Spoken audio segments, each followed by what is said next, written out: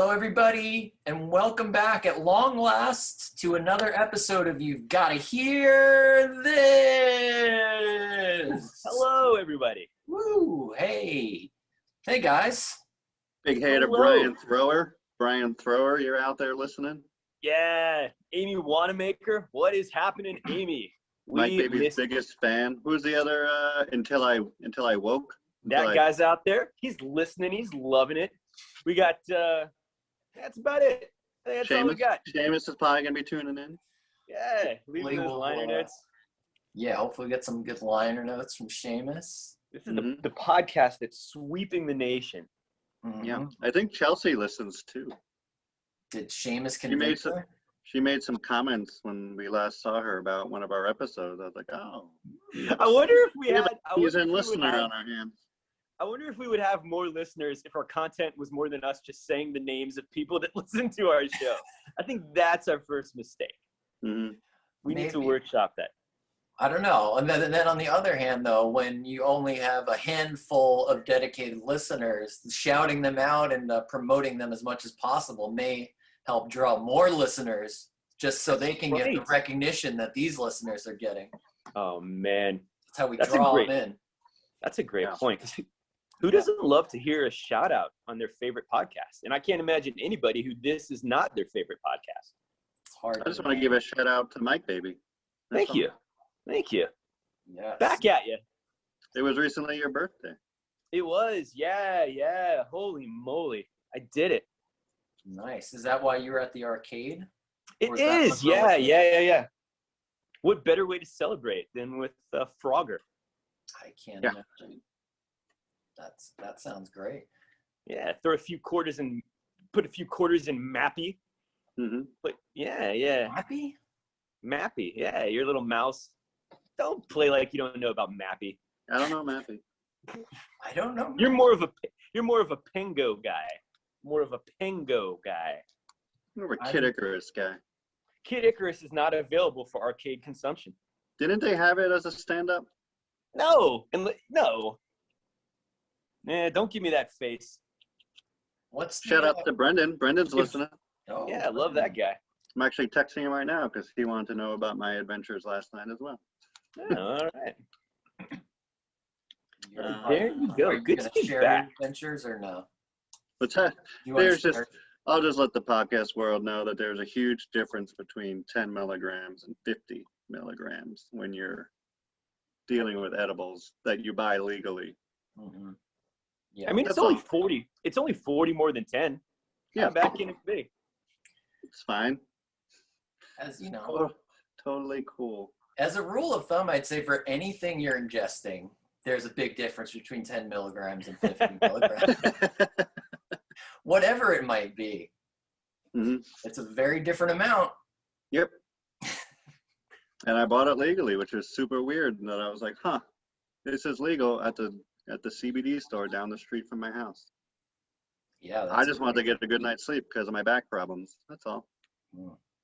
Yeah, I take back what I said. It is a lot more because that's 5 times more. I mean, I know that's not like complex math, but I think I would have had the wherewithal to say, maybe cut this into fifths. Right. But you look great. You look like you came out of it. You also have 2 pulls. I do, right. Oh man, we've been. What's this week's topic? Well, this week's topic is a fun one that I think we were also suggested to. It was suggested by Seamus. We've got another one from Seamus, and I should mention too that Joe was not available at the beginning of the show, but he is supposed to make an appearance, and hopefully we'll have a good addition to this topic. And the topic is going to be a band, the worst show you ever saw from a band that you love. So, this one's, it's a little bit tough. I had 2 that came to mind immediately, and one of them was almost too painful to talk about, and I think I decided to go with the more upbeat one, the one that's a little less painful to discuss. Painful because you loved them so much you were disappointed. Yeah, and it was also sort of like I think maybe like a mental health kind of breakdown involved in it, which made it. Oh, I know what you're talking about. Like, Yeah. was it Simone Bales? No, it was not. Let her make up her own mind. Damn. Yes. Yes. Way to be Get back on that topical, pommel horse. topical back and on that pommel controversial. Yeah. What? Yeah. I don't know much about. I don't know much about that situation, but I know lots of people have strong opinions about it. That's what Yes. A lot of people are just bored. yeah, that could A be. lot of people are just bored and need something to talk about. Yeah, that's To go first, John. Yeah, you go first. okay. I will go first, and mine is I actually did a little bit of research to look it up because it was a long time ago, back in the olden days of 1998. Oh, wow. Yes, and I had just gotten into a band called Modest Mouse, who we have discussed on this show many times. I'm sure everyone's familiar with them at this point. And it was my first time going to see them. I couldn't remember the venue, and I looked it up. It was a place called Tramps in New York City. And I would say it's a medium-sized-ish venue. I don't know, maybe like 600 to 800 capacity place.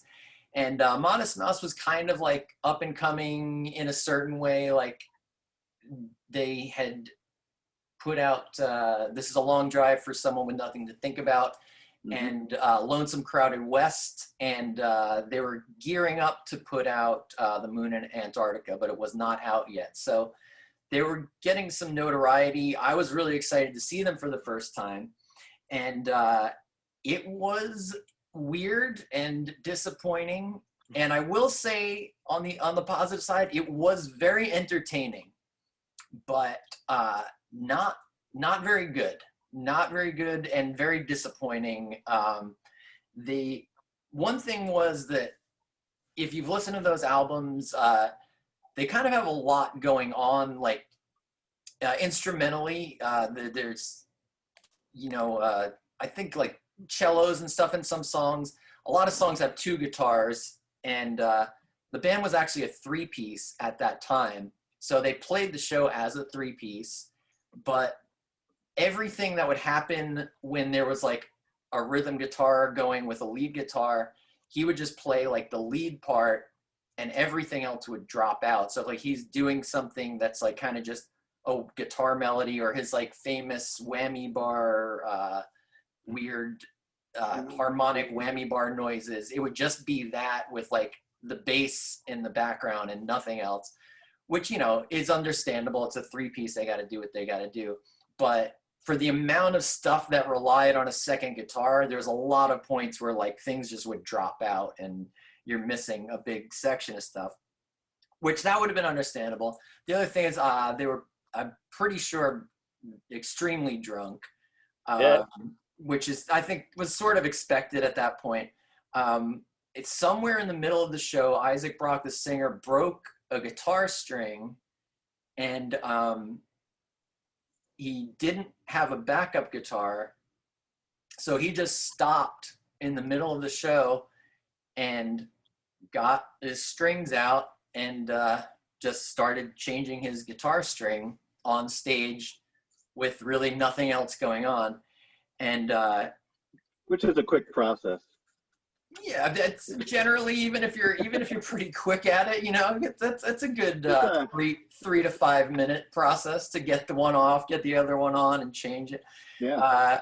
And also, they weren't a huge band, but you would expect there to just be another guitar around. It's not odd to break a string in the middle of a show. But then what was also funny is, because the band, I think, was realizing that just having him sitting there changing a string was kind of boring, they just started kind of jamming out, just the bass player and the drummer. And then Isaac Brock, the singer, grabbed a megaphone and then like stopped, or kind of like was half changing his guitar string, and then just sort of stream of conscious like yelling into his megaphone with the bass player and the drummer playing for probably a good 3 to 5 minutes. And I think at one point he just got off the stage and started running around the audience with a megaphone, just like yelling stuff that he was making up off the top of his head, which again, you know, I guess pretty entertaining, but not exactly what you're there to see, I guess. Mhm. And then I looked at the set list, and I couldn't remember this, but it came back to me afterwards. They played 9 songs. They were the only, they were the headlining band. They played 9 songs. The first song they opened with was off of a split 7-inch that like I had never heard. They played 2 songs that were going to be on Moon in Antarctica, which in retrospect is pretty cool. But at the time, I didn't know what those, no one knew what those songs were because they weren't out yet. So, and then there was like one other song I wasn't really familiar with. So I think like all in all, they played like 6 songs that I knew from their 2 albums, and then everything else was from something else. And so that combined with the broken guitar string, the 5 minutes of rambling megaphone interlude, made for a pretty disappointing first impression for Modest Mouse. That's tracks for them. I think Joe would even agree. Yeah. I've seen them, I think, 3 or 4 times, and I think the first time I saw them, I was like, well, that was kind of a bummer. Yeah. But I also blame kind of like, I never put it just solely on the band. Like sometimes I'll throw some blame towards the venue they're at or stuff like that, just for. Yeah.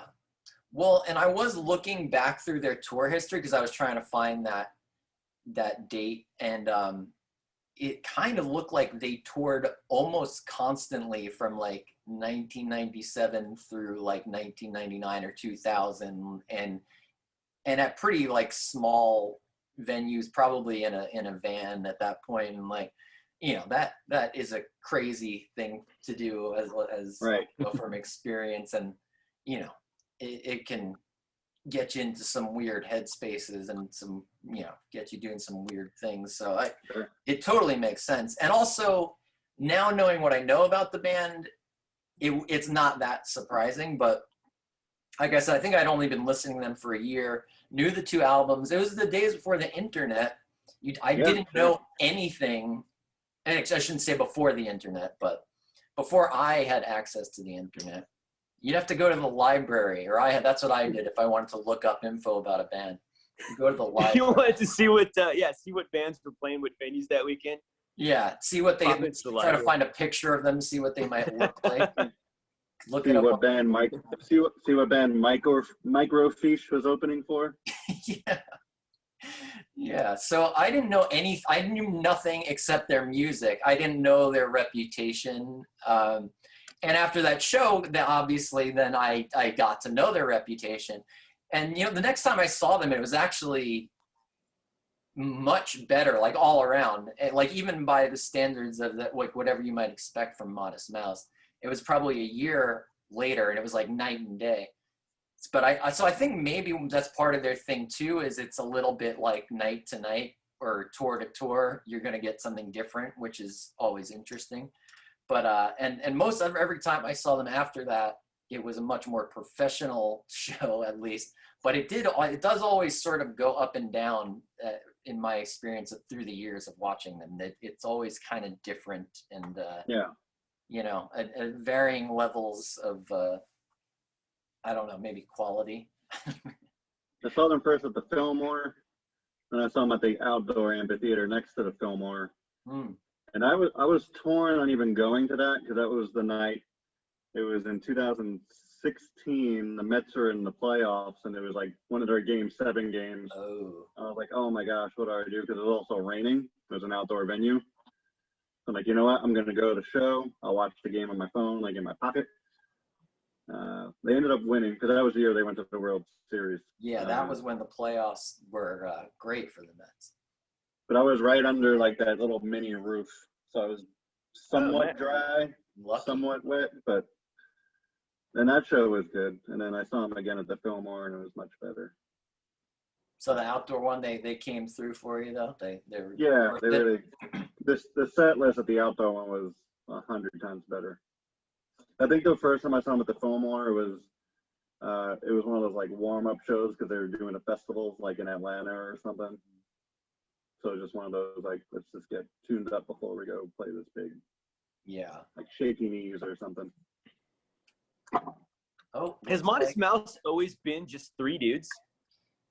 Well, not really, I guess, but I think for a long time they were the only official members, but then there was always other people. After those first couple of records, there was always other people joining them on tour and in the studio, and I don't know who's officially in the band other than the 3 guys. Okay. Every time Yeah. I've seen them, there's been a different amount of people on stage. Yeah. Yeah, one time I saw them, and literally, I think there was like 12 people on stage, and two of them were drummers. Hello. That's always. Hey, Joe. Welcome to the show. Which band? I'm sorry I am late. Oh, no, we knew it was going to happen. We were ready for it. Glad you made it. Me too.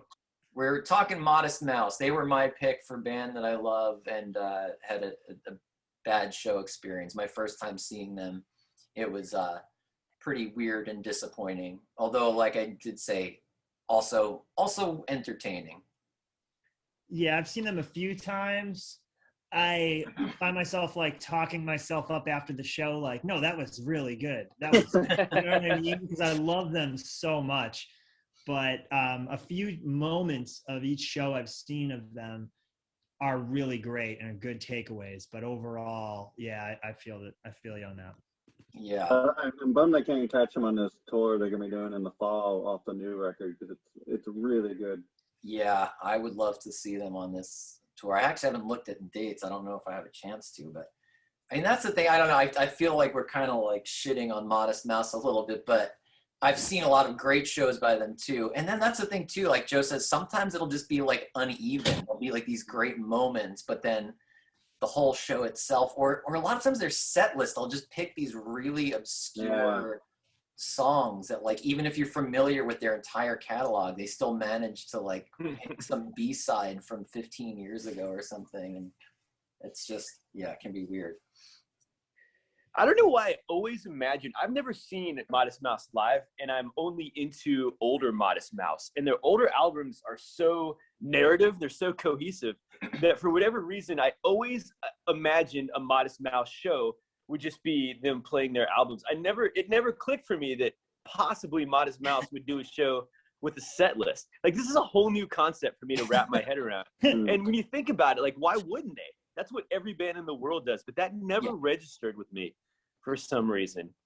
I just imagine you would go in and there would be 50 guys. Like, remember when Metallica like had that, like they had an orchestra? That's what I imagined the Modest Mouse show would be. And you would just go in and they would play Lonesome Crowded West. And then you would go with an orchestra. I feel like that's like the Pearl Jam route, because they'll go, like, Pearl Jam will just go to a show and be like, we're going to do this tonight. And they're so good at what they do that they don't need a set list. They can play an just album. talk to each other, be like, hey, let's play this song. They're like, okay. I can't even think of a band where I have more songs favorited by them, like by a band in general on Spotify, and I still went to the show and was like, I don't know this song, which is like incredible. So I don't even know how that's possible, but it's possible. Yeah, agreed. Hey, who is I was gonna see if Mike wanted to go next. Well, Joe, do you have limited time? I actually heard the garage door your alert friends go are off, so coming they just got here. I have friends from visiting from out of town. But okay, my band that I picked for favorite band, it was favorite band listening to during quarantine and most disappointing show? Was that the most disappointing show? Yeah, we ended up going with most disappointing show by a band you love this time. Okay, this works great. Then mine is the Ergs. They are from New Jersey. They are a 3-piece punk band. They're technically pop punk, but they're more punk forward than what you'd consider pop punk, like Newfound Glory or any, Starting Line and bands like that. This is a punk band that's just very catchy, similar to the Ramones or the Descendants. Very crunchy guitars, very nasally vocals. Probably my favorite nasally punk voice, besides obviously Green Day. It consists of Mikey Erg, Joey Erg, and Jeffrey Erg. Shut up! It's not real. Yeah, it's not real. It's a stage thing. Like, this is a very nerdy band, and I am a very nerdy man. And this band speaks to me on my nerdiest of nerd levels, and that's why I love this band. Their song, just to give you an idea of this band, because I pretty much gave you an idea of what the sound is. It's very crunchy guitars. It's very catchy. It's almost catchy in an old, like 1960s songwriting formula, like that. Trying to think of like a song, for instance, like, you know, that song, Beechwood 45789, you can call me up and have a date any old time. Like, songs like that are really well written, in my opinion, and it's just really fun to listen to and kind of chew on as a songwriter. This band's able to do that with some of their songs, not all of them. But if you love like punk influence, like poppy punk bands, this is my number one recommendation. But anyway, I saw them. It was terrible. I love this band so much. I was so excited. The crowd was awesome, engaging, and I just couldn't decipher what songs I was listening to. And they were probably partying. It was probably like it was probably the middle of the tour, or maybe the end of the tour, or whatever it was. But there was just something about the set where I couldn't enjoy the set, and it was very disappointing. But I don't want to talk about negatives. I want to talk about why I love this band. This is why I love this band. Lyrically, this song is called Extra Medium. And the lyrics are, I'm not coming out of the shower. It's such a comfortable crush. It's a warm, loving womb, an intoxicating tomb, and I don't miss the outside world that much. Another lyric is, I've always been a good American. I drank a lot of soda and I didn't question whose deaf hand the grenade was in, and now I feel someone is gonna pull the pin. Ever since you started speaking, I don't believe a single word you said is real. It's real. I don't believe a single thing you've said exists in the world. Because you're so excited to listen to this band. That's why. It's too good to be true. You don't believe the Ergs exist? Yeah. Not in the least. The Erg brothers? This lyric is from the song Only Babies Cry. I was working when I should have gone to school. Never got a hang of that college thing. Still pick up my guitar when I get a chance, but the band never cut it on the local scene. Someone always talks about setting up a show, but it never goes any further than that. I love these lyrics so much. It's so personable. And just a few more. Let's see. When I see you tonight, it's going to be so cool. We could watch TV and maybe listen to some Husker Du. And I love Husker Du. So that fucking line was like, yeah, buddy. Thank you. And, they got a sweet mention in Heaven is Forever by, who's that? Gaslight Anthem? Don't get a sweet mention in that song as well? I don't know. We'll Google it later. We'll have Brian Thrower tell me I'm wrong in the comments. And then what else? Oh, they do have a Replacements reference, but I don't have the lyrics. So this band references the Replacements, Husker Du, and my favorite reference is Miles Davis. Lyric goes, this song is called Books About Miles Davis. He says, I'll quit my job and sell this vacant lot that is my life, and I'll settle down in a place I've only read about in books about Miles Davis. I'll bust right through that door and say I'm here to save us. And you could say I should probably go, and I probably will. If pee in your pants was cool, I'd be Miles Davis. I'd be Miles Davis. So yeah, this band is just so nerdy in the best way, and all the songs are about like girls just breaking up with you, and it's so good for this genre. That's my favorite topic, from bands like Lifetime to the Descendants, Copyrights, and any pop punk band, breakup songs, nerds getting broken up with is just like the tiramisu of lyrics for me for this particular genre. Fucking love it. Yeah. I guess every Broken Promise Ring album. Yep, Promise Ring's got really nerdy lyrics, and I love Promise Ring. A Picture Postcard is my favorite Promise Ring song, and it was covered by Tim Kinsella from Joan of Arc, and it was covered by a band I don't like, but I love their cover. This band, Hello Goodbye. They cover A Picture Postcard from the Promise Ring. I don't like them, but I love their cover. It's my favorite version of the song. And then the singer of Promise Ring is also on a Jimmy Eat World song, which is really cool. Nice. Yeah. How do you spell the Urgs? URGS? THEERGS. Wait, what? ERGS. ER, yeah. Oh. Okay. Wow. They really went for it. Yeah. I'm gonna check them out, man. I just love how like sad and like singing about like, I mean, clearly his band toured and they did make it on the local scene, but like, I just love these themes. Like they're just so relatable, and they don't take themselves too seriously. And some of his rhyme schemes really feel more like he was trying to rap, and then he put it into this genre, which like it sounds like these are like freestyle raps from a nerd and then put into the genre in a cool way. And there's not many bands that I see doing that. So yeah. I like the Davis Save Us rhyme. That's really clever. I just like that he like has these lines where it's like, hey, look at this thing, and the girl's just like, just leave. Like he has a lot of he has like at least that happening 3 or 4 times, and it's just so cool to see that like type of interaction implemented in a song where these songs actually make you laugh and you can't be in a bad mood listening to them. What song is that? What song are you talking about? Books About Miles Davis is one of my favorites. I'll actually send you, because I went through all their songs and I picked, there's a lot of, they have really fast, angry punk songs that I don't really connect with.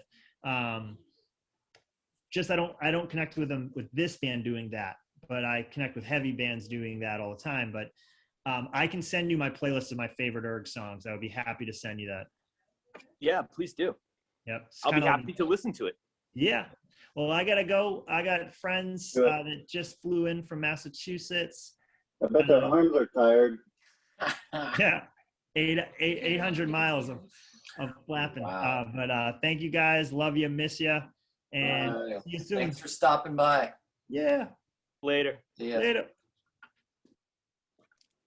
Nice. That was nice. It's always fun when Joe has a chance to drop in. Yeah. Yeah, it was nice. And talk about some bullshit band that he made up 5 minutes ago.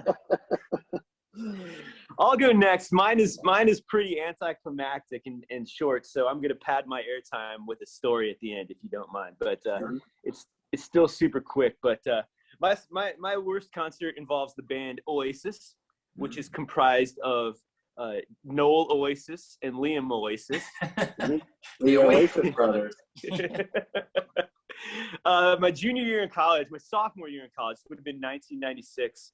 One of my buddies, Kip Hodge, and this other guy who just moved there our sophomore year from England. We called him Johnny English, and he was curiously old. He was in I think he was 24 or 25, but he was and I don't even know if he was a sophomore, but he was friends with a bunch of sophomores. But he was the funniest guy I've ever met in my life. So, and John, like you, I actually Googled this because I wanted to see what this was all about. So I did a little research. But our sophomore year, I guess this would have been September of 1996. Kip Hodge and Johnny English and myself drove from Columbia, South Carolina to Charlotte, North Carolina. It's probably 2.5-hour drive to go see Oasis. And they no-showed. Oh, wow. And much like you were saying, what'd you say? Where were they going to play? We had just built this is right when the NBA came out, and we had just built, yeah, are you?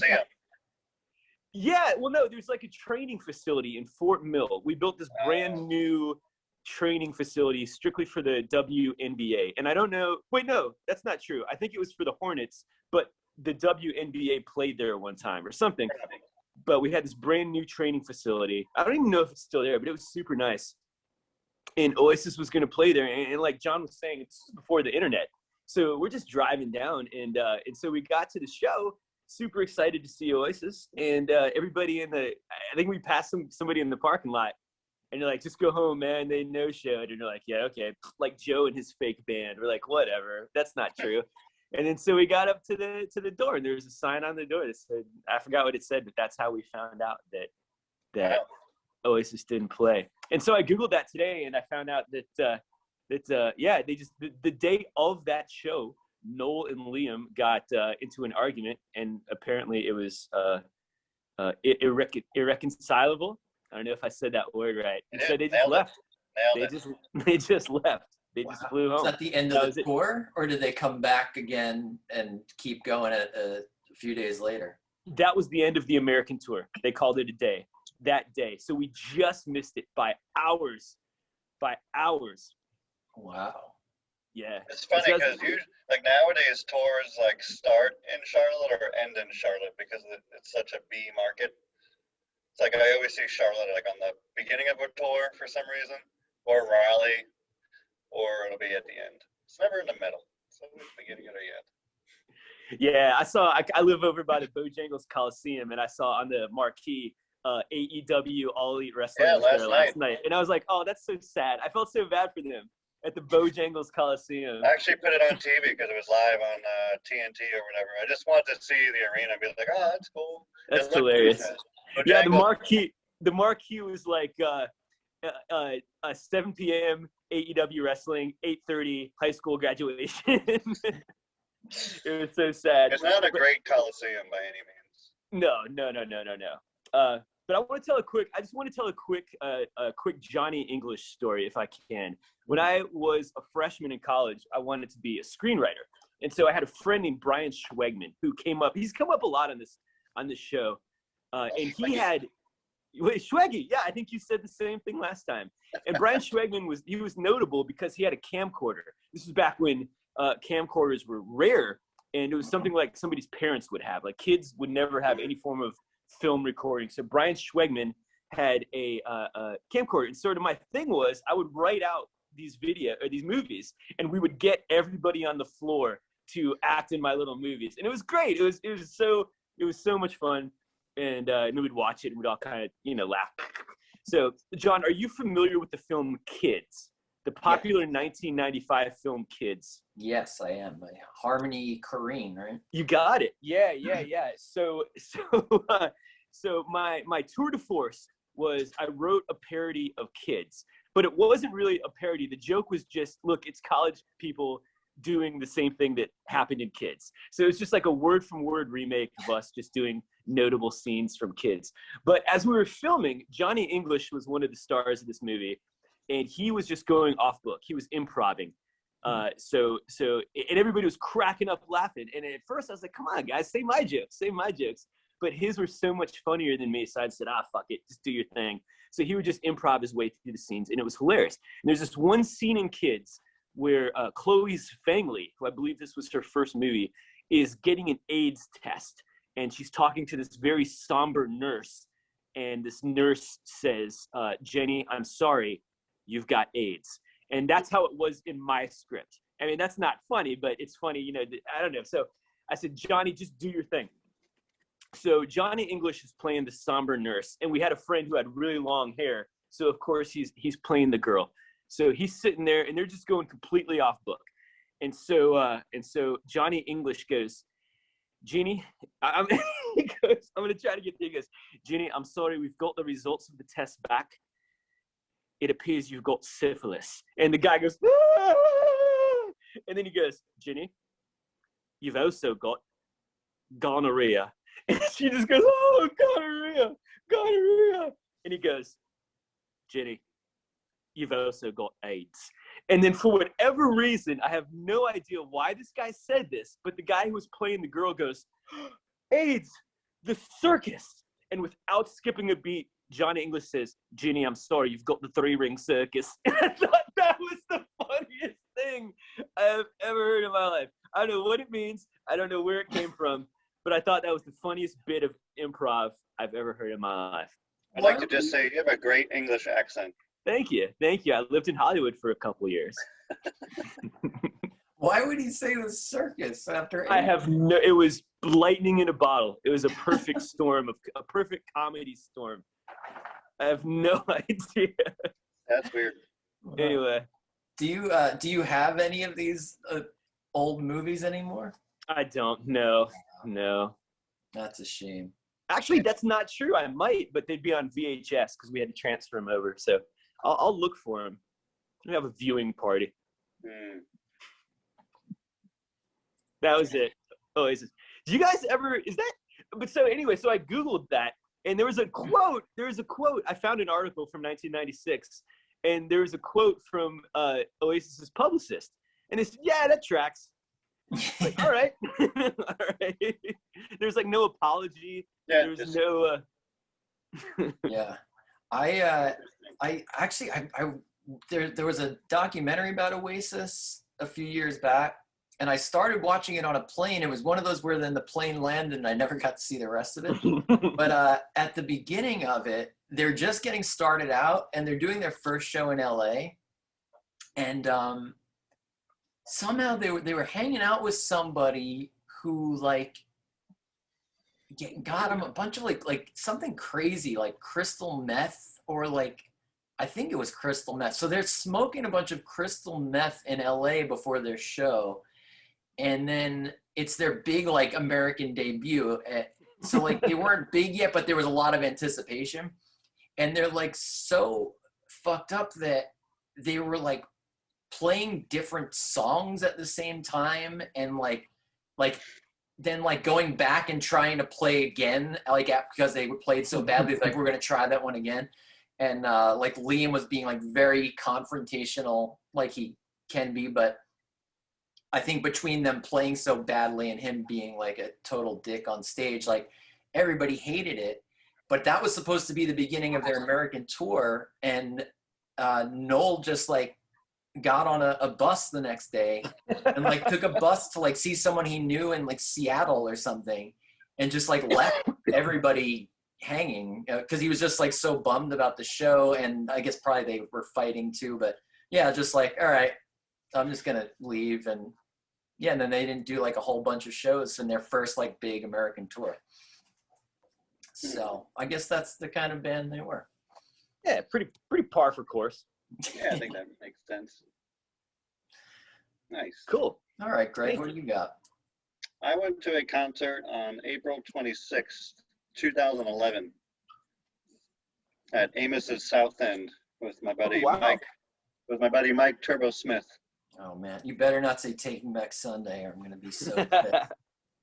No, it was an album that our buddy Adam actually got us into.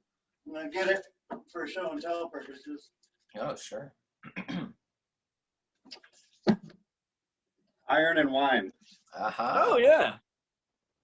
This album was Kiss Each Other Clean, and it's a fantastic album. Yeah. Go get it. No, Go buy it, download it, whatever, but pay for it. And I was so excited for the show, and then it was really bad. I realized that it's more of a seated show, I think, and Amos was standing room only. So that was a huge bummer. I don't know if maybe they just weren't feeling it, or they didn't have the energy I thought they would have had, because this album does have a good bit of like, you know, move around type stuff, but they were just playing very slow and very just like bleh. And ever since then, I've never really. What's that? Did they have a full band? They did, because I noticed the guy Sam Beam, he's done a lot of solo stuff and all that, but it was billed as Iron and Wine. I think I might have left early. Oh wow. Yeah, and I don't like to do that usually. It's really bad, but yeah, it was a bummer, because I love the album so much, and I haven't really gotten into them much since then. It kind of bummed me out. I'll still listen to this album a whole lot, but. So was it? Did they sound fine, but just like low energy and slow and boring, kind of like? Yeah, or for the did most part, there was like no crowd interaction, no, just like they were literally just standing on stage, not moving around or doing much. maybe that's just the type of band they were or are. Yeah, They're maybe just a bummer.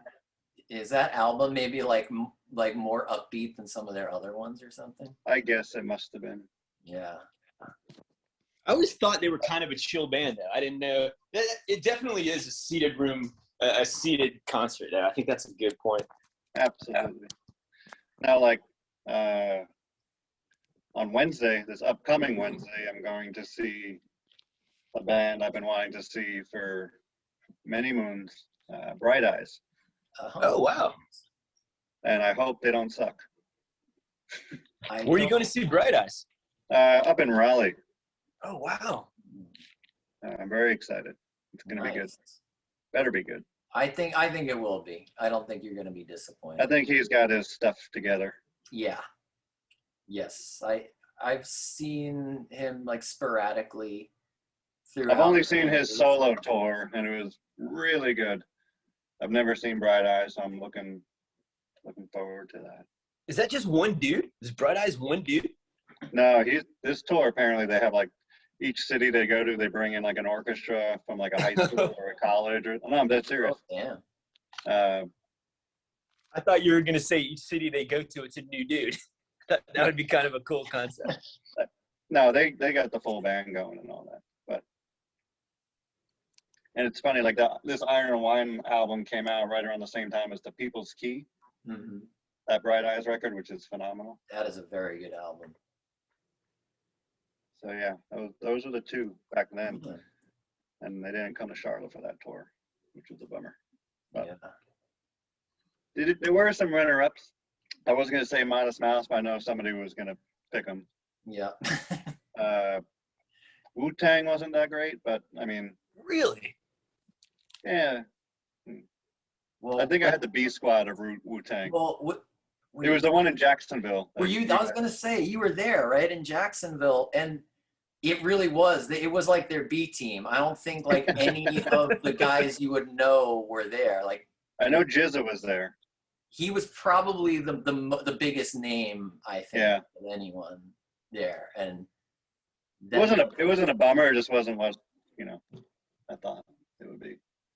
Well, like there's been bad Billy Joel shows. I mean, he's not perfect. How bad though? Because I feel like I feel like he might have had a phase where he could possibly you might get a drunk Billy Joel, but it seems like since he started doing the garden things, like he's got it together. This is probably going back to like 2007 or 8 when I saw him with Dave Hamilton at the Hornets arena. It was him and Elton John. Oh wow! I just don't think he was into it. Did he seem bummed? Yeah, just not his usual Billy self. I remember Elton John. It was like in the press, like criticizing Billy Joel after that tour. I think that might have been when he was really like hard on the bottle and such. Yeah, Elton was like telling him he needed to get his shit together, and Billy was like, "Leave me alone." Reel it in. Don't tell me what to do, Elton.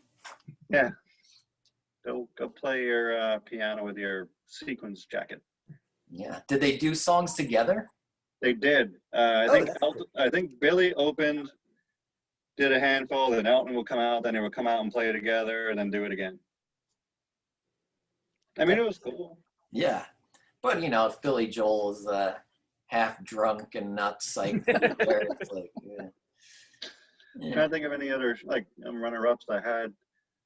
I saw it was the first time I saw Jack White live. He was playing with the Dead Weather at Bonnaroo, and that was mildly disappointing. But that's kind of surprising.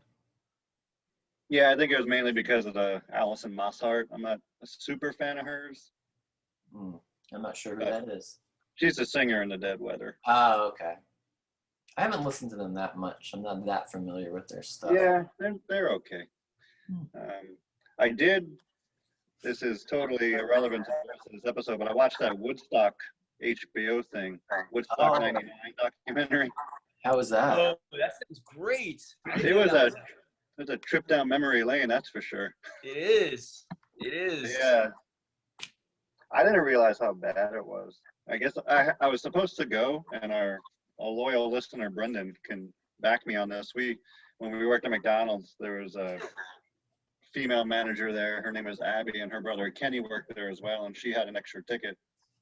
I was like, oh yeah, I'll go. Why not? I mean, I was 17, 16 years old. My parents did not let me go.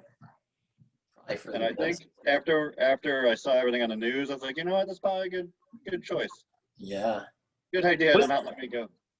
Was Limp Bizkit prominently featured at that? They were. They were one of the bands that kind of things went over the edge, right? Like, yeah. Things and the Chili Peppers stoked the fire a little bit. Oh, did they? Yeah. They were playing the night that all the fires started. Yeah, it just seemed like a big shit show. The documentary is not great, but it was definitely cool. Like Offspring was there, and they were being edgy. Man. Yeah, not a great crowd. Like it is like 80% like backwards hat frat boys. Yeah. Which is funny. Just to look back on that and be like, wow, look at all these. They had like Limp Bizkit, Metallica, Offspring. They threw Jewel in there. What? What? Wasn't like Elvis Costello on it too or something? They had some like kind of classic guys, right? Yeah. Oh yeah. And like Moby was pissed because his name wasn't on the big sign out front. I don't. Moby's just weird to begin with, but yeah. Nobody listens to techno. But yeah, that's it really. I was going to say, the only runner-up I had was LL Cool J because I went to go see him in concert one time, and he was kind of pissed because he played a medley of his hits instead of just doing his hits. But then when I thought about it, I was like, you know what? That's kind of cool. I kind of like that. I hate the medleys. Hate medleys. Yeah, that was my gut. That was my you gut. know what? I might have a new one over Iron Wine. Just popped in my head. Eminem at Bonnaroo. Oh, really? What? He was pretty much like all medley. Oh, like, really? He didn't play many full songs. He just played it was such a bummer. Dude, I would rather not hear some of the songs that songs I would like to hear. I'd rather leave them out than play like 1 minute of them combined with 3 or 4 other songs at like 1 minute of those. It's just like, I feel like it doesn't do anything for anybody. It only works on like award shows. Right, maybe then. That's about it. For the Super Bowl. Yeah. Man, you guys really got hot at the mention of the medley. I'm stoking the fires. I'm a regular Red Hot Chili Peppers. Do not like them. Do not like the medley. Just do the whole damn song. Just do the whole thing. Yeah. Yeah. Mark O'Connell, the Taking Back Sunday's drummer, went to see Metallica, and they did a medley of songs from And Justice for All. Jeez. And he was so bummed about it. Like, I have gotten bummed for him or like through him, just like hearing him talk about it. It's just, it just sucks. That's a bummer. And I feel like if a band is doing that too, it's like they clearly don't want to be playing those songs, and that's why they're doing it. And it's sort of like a half-ass way to be like, okay, we'll give something for the fans, and like it's like, just don't. If you don't want to do it, don't do it. You know, like yeah. So then after the medley was over, one of my buddies that I was with lived about 3 blocks from the show. We saw him at Dixie's. So maybe that explains the medley. At Dixie's? Yeah, it was one of those. Was it Halloween? Maybe it was one of those things where like Gravedigger's Ball or something. Yeah, but it was still a full-length show. It was still there's no excuse for the medley. No excuse for the medley. But after the show, one of my buddies lived like 4 blocks from the show. But for whatever reason, he decided to drive home that night, and he got a DUI. So what a shitty night. It starts with a LL Cool J medley, and the next thing you know, you're in a cell. Man. Yeah. I've seen a Poison medley before, and that was a bummer. Oh, wow. Yeah. Nobody wants to hear a snippet of Every Rose Has Its Thorn. Well, how many? Well, same thing with, I'd say the same thing goes for LL Cool J and Poison. how many hits do they actually have that they've got to put them all in a medley? Like, it can't be more than. I feel like Poison has more hits than LL Cool J for sure. No. 3 or 4. Yeah. Maybe? LL Cool J has a ton of hits. Does Oh, he? really? Yeah. Maybe I'm just not. And I don't know that much about him or Poison, really, but. You're better off. Yeah. All right, I've got to wrap up this whole thing soon. But before we do that, Yes, we've got to I have the play, list. yes. All play right. the game that's sweeping the nation. Mike Baby's segment. Did we have a name for it or no? I think it was As just yes of yet or no. unnamed. We're taking suggestions. Yeah. Oh, John, also, I bought tickets to see The War on Drugs because they're playing the Madison Square Garden because they can do that now. Wow, really? They're that big? I guess. My God, that's amazing. Wow, that's cool. So my list. So wait, let's recap the Yeah. segment. So you're gonna say a name of a band, and we instantly can't think about it, can't back our pick. We have to say yes or no, whether we're into them or not into them. Yes. Correct. Okay. I'll go first. John goes second. Okay. And I say yes or no too, right? Or no? You don't, but you can if you want to. Okay. Yeah, you do Come say, on. yeah, sorry, you do. So you go first, then I go, then John goes. Gaslight Anthem. No. Yes. Yes. The War on Drugs. Yes. Yes. Yes. Lady Gaga. Yes. Absolutely. Yeah. Yeah, this is a good one. Florence and the Machine. No. No. Yes. Wow. Willie Nelson. No. Yeah.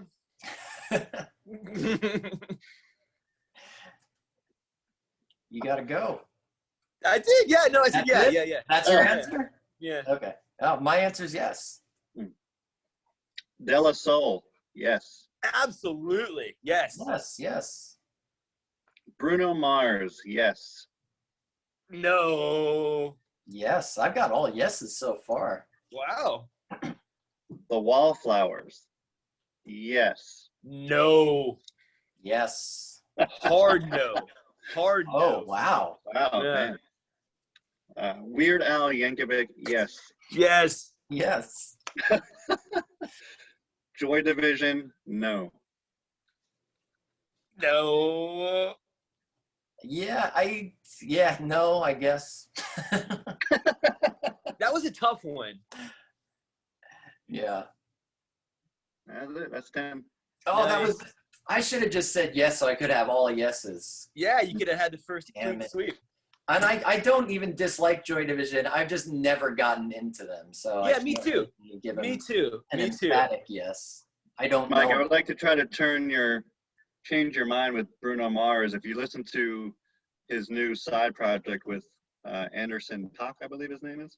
It's called Silk Sonic, and Okay. it is some jams.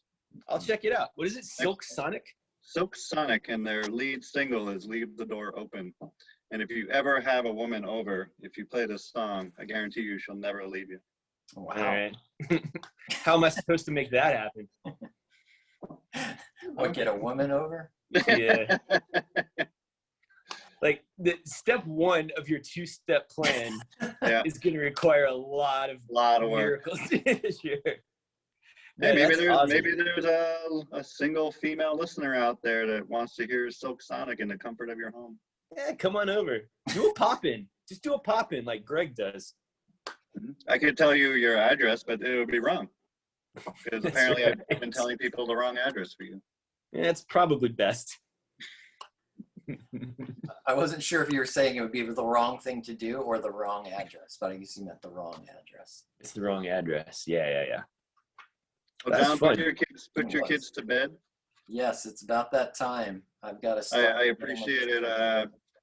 I know you said it wasn't a game-winning RBI, but I'm telling myself it was anyway. That John hit the other day. Oh, yeah. That was exciting. Yeah, it was very exciting. And I do like imagining that it was the game-winning RBI. He got 2 runs in, and it was very exciting. And it's really cool to see. But it's like I said in that reply to you, literally every inning, each team gets 3 to 5 runs. They have a cap at 5 runs, and nobody has any idea what the score is after 4 innings. So it's be very hard to tell if it's a game-winning RBI at any point ever in the game. But well, he was celebrating like it was, so I'm gonna stick to that. yeah, he even got the teammate with dumping water on his head and everything. It was awesome. That was awesome. Well, say hello, All right, guys. and we'll see you soon. Good time. Alrighty. All All right. Later. Bye-bye.